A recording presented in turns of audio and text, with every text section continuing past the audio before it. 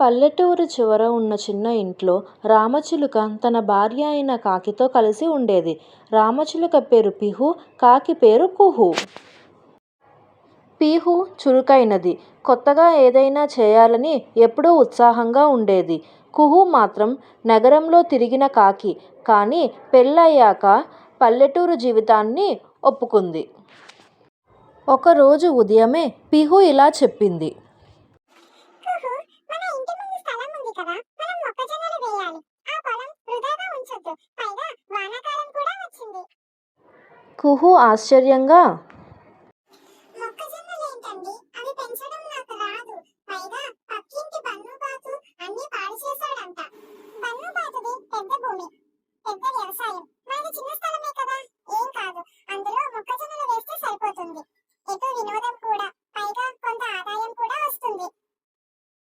ఉత్సాహంగా పిహు చెప్పింది.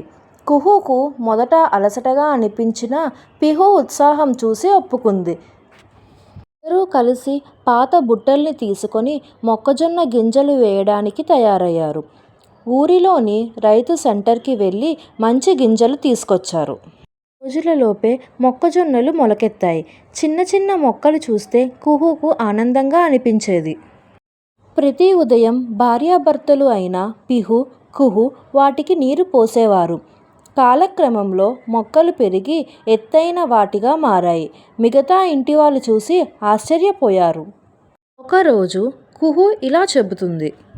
ఏమండి, ఈ మొక్కజొన్నలతో మనం ఏం చేస్తాం? చాలా వచ్చాయి కదా, బయట అమ్ముదామా? పిహు ఉత్సాహంగా, అలాగే చూద్దాం. మనం ఈ మొక్కజొన్నలు కాల్చి బజార్ దగ్గర అమ్ముదాం. తరువాత ఊరిలో బజారైతే అక్కడికి తీసుకెళ్లారు. వేడి వేడిగా కాల్చిన మొక్కజొన్నల్ని పేపర్లో చుట్టి కాల్చిన జొన్నలు అనే పేరుతో అమ్మారు. తొలి రోజే 30 మొక్కజొన్నలు అమ్మారు. ఊరిలో అందరి దగ్గర చప్పట్లు పడ్డాయి. వాళ్ళ వ్యాపారం నెమ్మదిగా పెద్దది అయింది. పక్క ఊళ్ళకు ఆర్డర్లు రావడం మొదలైంది. ఒకరోజు కుహు ఇలా మాట్లాడింది. ఏమండి, మనం మొక్కజొన్నలతో కొత్త వంటకాలు ట్రై చేద్దాం. Butter corn, spicy corn, corn pakodi వంటివి. అప్పుడు ఇంకా ఎక్కువ మంది కొంటారు. పిహు ఆనందంగా ఒప్పుకుంది.